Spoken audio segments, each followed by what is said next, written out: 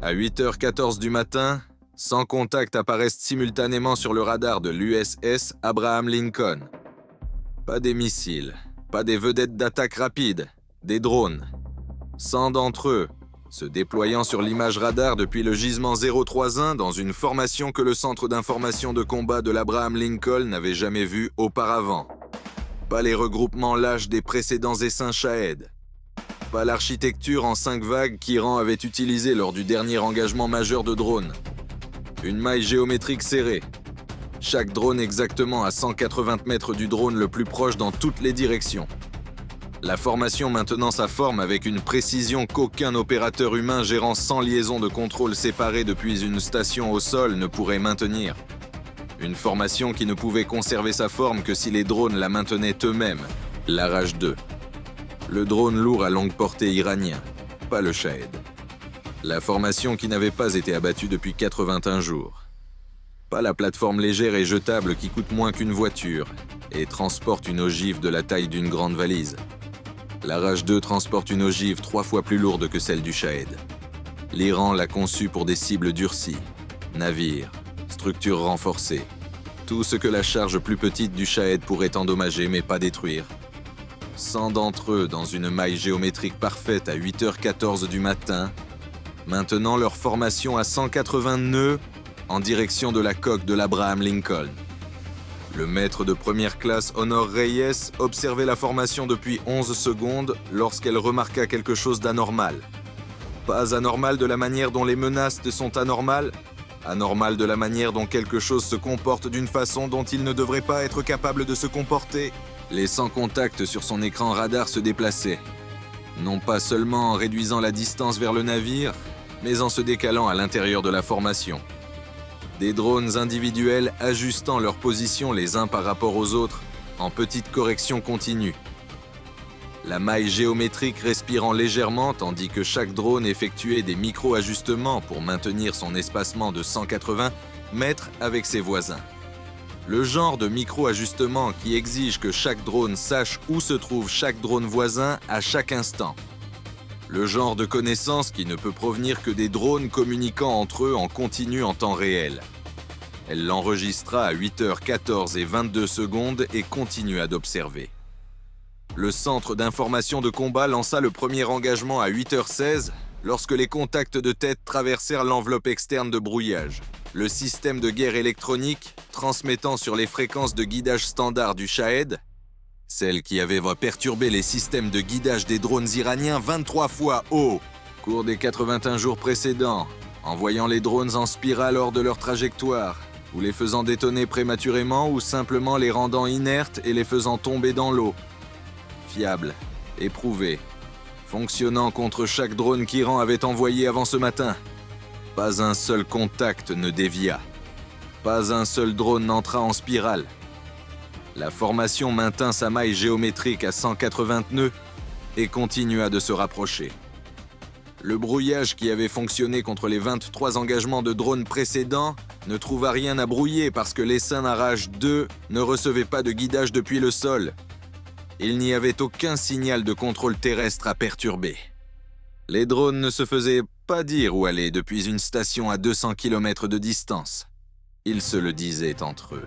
Chaque drone de l'essaim communiquait avec ses voisins via des impulsions laser, de brefs signaux lumineux directionnels transmis entre drones à la vitesse de la lumière, transportant des données de position, des mises à jour de ciblage et des corrections de formation entre chaque drone et ses 6 voisins les plus proches simultanément. Pas des ondes radio, pas un signal que l'équipement de brouillage de la formation était conçu pour toucher. Parce que la communication par impulsion laser entre drones espacés de 186 mètres n'avait jamais été utilisée en combat avant ce matin. Et la bibliothèque des systèmes de brouillage ne contenait aucune contre-mesure pour une menace qui communique par la lumière plutôt que par radio. Le canon rapproché s'activa à 8h17 lorsque les contacts de tête franchirent la distance d'environ 2,5 km, acquérant le drone le plus proche et tirant la rafale, trouvant l'Araj 2 à environ 2 km et le drone se désintégrant en un bref éclair sur l'écran radar. Un contact éliminé. La formation s'ajusta en 0,4 secondes. Pas la formation dans son ensemble, chaque drone individuellement. Chacun des 99 drones restants reçut les données d'impulsion laser de ses voisins au moment où le premier drone mourut. Le gisement exact que le canon avait suivi pour effectuer l'élimination. Le vecteur d'approche exact que le drone détruit suivait. La géométrie exacte du schéma de rafale qu'il avait trouvé. En 0,4 secondes, cette information s'était propagée à travers toute la maille. De drone en voisin, en voisin, en voisin. Des impulsions lumineuses portant la leçon de la première élimination à chaque membre survivant de l'essaim simultanément. Le drone qui volait directement derrière le contact détruit se décala de 40 mètres vers la gauche. Le drone derrière celui-là se décala de 40 mètres vers la droite. Toute la formation se redistribuant autour du vide laissé par la première élimination. Fermant le vide, ajustant les vecteurs d'approche en s'éloignant du gisement qu'avait utilisé le canon, présentant au canon 99 contacts sur des trajectoires d'approche légèrement différentes de celles d'il y a 0,4 secondes, le canon effectua son cycle, acquit le contact suivant le plus proche et tira. Deuxième élimination. La formation s'ajusta à nouveau en 0,4 secondes. 98 contacts. Reyes observait le schéma d'ajustement. Les drones qui s'étaient décalés vers la gauche après la première élimination. Ceux qui s'étaient moins décalés vers la droite après la deuxième. La géométrie spécifique de la façon dont l'essaim se redistribuait autour de chaque perte. Pas aléatoire, pas chaotique. Un schéma mathématique qui se répétait à chaque élimination, chaque drone mort enseignant aux survivants une leçon spécifique sur la façon dont le canon se déplaçait et où il pointait lorsqu'il tirait, et quels vecteurs d'approche étaient devenus dangereux et lesquels étaient devenus plus sûrs. L'essaim construisant une carte du comportement du canon à partir des morts de ses propres membres. Elle comprit ce qu'elle observait à 8h17 et 44 secondes. Pas un essaim de 100 drones. Un seul système qui se trouvait avoir 100 composants physiques. Un système qui devenait plus précis à chaque composant perdu parce que chaque perte était un point de données. À 100 drones, l'essaim ne savait rien du canon rapproché de l'Abraham Lincoln. À 90, il connaissait la vitesse de suivi initiale du canon. À 80, il connaîtrait le schéma de rafale. À 70, il connaîtrait la géométrie d'acquisition. À 60, il connaîtrait les vecteurs d'approche spécifiques que le canon ne pouvait pas couvrir simultanément.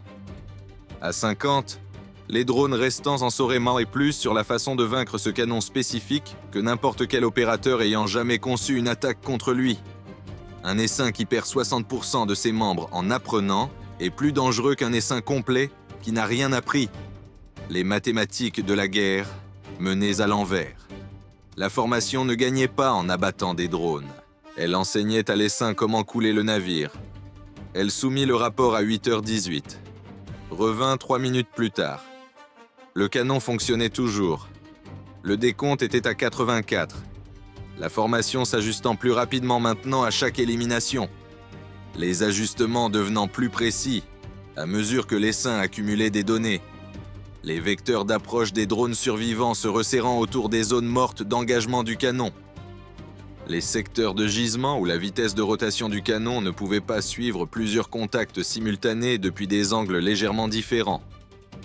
84 drones qui en savèrent plus sur la façon de vaincre le canon rapproché que 100 drones ne l'avaient su 4 minutes auparavant. À 8h20, le taux de changement frappa Reyes. De la façon dont un calcul s'impose quand on a regardé les chiffres assez longtemps, pas une réalisation soudaine, un achèvement. La dernière pièce se mettant en place. L'essaim allait gagner cet engagement. Non pas parce qu'il avait 100 drones, parce qu'il avait la patience d'un système qui traitait ses propres morts comme des données. Et la formation n'avait pas assez de munitions pour abattre 100 drones avant que les survivants en sachent assez pour voler à travers les angles morts du canon. Elle arrêta le rapport et commença à construire à la place. Si l'essaim apprenait des éliminations, la réponse n'était pas d'éliminer moins de drones. La réponse était d'éliminer des drones d'une façon qui enseignait à l'essaim les mauvaises leçons. Le système de leurs électroniques, celui qui générait de faux retours radars pour simuler la position de l'Abraham Lincoln, pouvait générer quelque chose de plus spécifique qu'une fausse position. Il pouvait générer un faux canon, une fausse signature de canon rapprochée définie sur un gisement à 90 degrés de la position réelle de l'Abraham Lincoln, une signature radar et acoustique identique au vrai canon de tirant dans des séquences d'engagement réel, le schéma de rafale spécifique, la vitesse de suivi spécifique, la géométrie d'acquisition spécifique, mais pointée vers de l'eau vide. Si le réseau d'impulsion laser de l'essaim partageait des données d'élimination basées sur la signature de gisement du canon, il partagerait également la signature de gisement du faux canon. Il se redistribuerait autour du faux canon. Il s'enseignerait à éviter les vecteurs d'approche du faux canon. Il dépenserait sa capacité d'apprentissage sur une menace qui n'existait pas et arriverait à la coque ayant été optimisée contre la mauvaise cible. Elle l'avait construit à 8h21, 2 minutes et 16 secondes après le retour du rapport. La fausse signature de canon s'activant sur le système de l'heures électronique à 8h21 et 14 secondes, transmettant depuis le gisement 121 à 90 degrés du gisement du vrai canon, produisant le profil acoustique et radar exact d'un canon rapproché, exécutant une séquence d'engagement complète contre les contacts entrants. L'essaim répondit en 0,4 secondes. Les impulsions laser propageant les nouvelles données de menace à travers la maille. Un deuxième canon au gisement 121, profil d'engagement correspondant aux données du premier canon. La formation divisant ses calculs de redistribution entre deux canons. Les ajustements de vecteurs d'approche qui se resserraient autour des zones mortes du vrai canon se divisant maintenant entre la géométrie du vrai canon et celle du faux. La précision mathématique de l'adaptation de l'essaim se divisant sur deux problèmes au lieu d'un. À 8h22, la vitesse d'ajustement diminua de moitié. L'essaim apprenait toujours, mais 2 fois moins vite. Le leurre fonctionnait. À 8h23, Reyes activa un deuxième faux canon au gisement 214. L'essaim divisant ses calculs en 3 directions. À 8h24, un troisième faux canon au gisement 339. 4 gisements maintenant. Le vrai canon et 3 faux. Et le réseau d'impulsion laser de l'essaim distribuant les données d'élimination de chaque engagement sur 4 modèles de menaces simultanés. L'adaptation qui se resserrait vers la létalité, s'étalant maintenant finement sur des géométries qui ne menaient au pas à la coque. Le décompte à 8h24, 61 drones restants. La formation qui s'enseignait à tuer l'Abraham Lincoln s'enseignait maintenant à éviter 4 canons simultanément, dont 3 n'existaient au pas. Les vecteurs d'approche des 61 drones survivants s'éloignant de tous les 4 gisements et vers les seuls couloirs que les faux canons avaient laissés ouverts. Des couloirs que Reyes avait conçus lorsqu'elle avait placé les 3 faux canons au gisement 121, 214 et 339. Des couloirs menant vers l'eau libre. Mais pas tous. Le réseau de l'essaim n'était pas parfait. Et les signatures des faux canons n'étaient pas identiques aux vrais. Et 6 des 61 drones restants avaient accumulé suffisamment de données d'élimination des premiers engagements, avant l'activation des leurs à 8h21, pour avoir déjà optimisé leur vecteur d'approche au-delà du point où les données des faux canons pouvaient les rediriger. 6 drones sur des vecteurs d'approche engagés que le système de leurre ne pouvait pas modifier, parce qu'ils avaient déjà trop appris avant son activation. Le vrai canon rapproché en trouva 4 des 6 dans les 30 dernières secondes. 2 passèrent. Le premier arrache, 2 frappa le pont d'envol de l'Abraham Lincoln au cadre 9 à 8h26.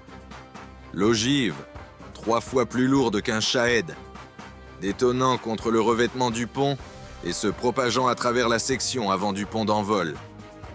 Le pont se déformant sur une section de 8 mètres. Un aéronef qui avait été stationné sur le pont avant fut projeté hors de ses cales et glissa sur 14 mètres avant que le câble d'arrêt ne le stoppe.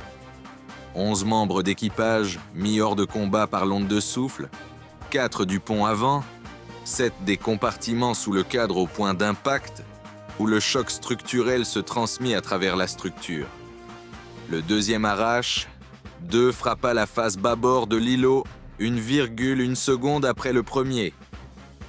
L'ogive détonnant contre le revêtement extérieur de l'îlot, au niveau du centre d'information de combat, ne pénétrant pas l'extérieur blindé de l'îlot, mais l'énergie de l'explosion se transmettant à travers le revêtement et dans l'espace derrière lui, avec assez de force pour mettre hors service 2 systèmes d'affichage et projeter simultanément au sol chaque membre d'équipage dans le centre d'information de combat.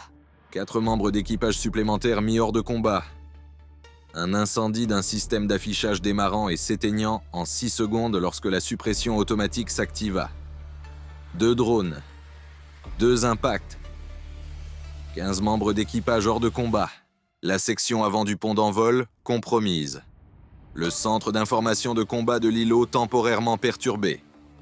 Les 55 drones restants détonnant en eau libre entre 8h26 et 8h31, tandis que les données des faux canons qui s'étaient propagés à travers le réseau laser de l'essaim depuis 8h21 accomplissaient leur travail. Les survivants suivant les couloirs que Reyes avait conçus vers l'océan vide. Ne frappant rien, leurs ogives détonnant contre l'eau. 55 éclairs simultanés le long des couloirs des gisements 121, 214 et 339, là où pointaient les faux canons. L'énergie explosive de 55 ogives à RH2 absorbée par la mer d'Arabie. L'Abraham Lincoln opérationnel à 8h32. La section avant du pont compromise, mais le navire maintenant 26 nœuds. Le centre d'information de combat entièrement restauré à 8h29 lorsque les affichages de secours se mirent en ligne. 15 membres d'équipage en soins médicaux. 3 grièvement. Les membres d'équipage les plus proches du point d'impact au cadre 9 sous le pont d'envol, ayant absorbé le choc structurel à la distance la plus courte. Les positions de lancement de l'Arach-2, 5 d'entre elles, réparties sur 280 km de côte iranienne, localisées par collecte passive depuis le moment où le premier drone était apparu sur le radar à 8h14, affiné sur 18 minutes de collecte continue jusqu'à une précision de 11 mètres.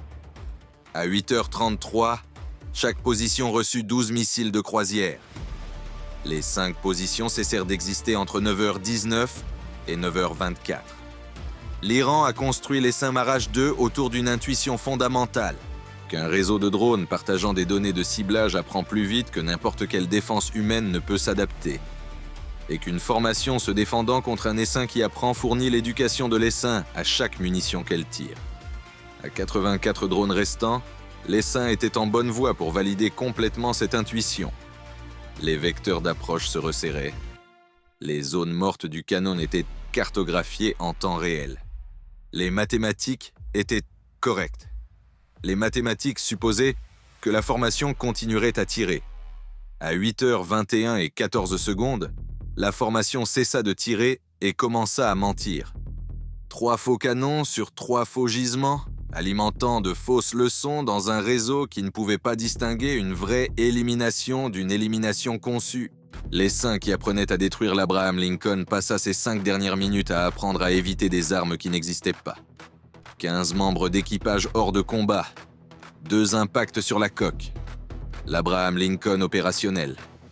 L'Iran avait envoyé 100 drones qui devenaient plus intelligents à chaque fois que l'un d'eux mourait.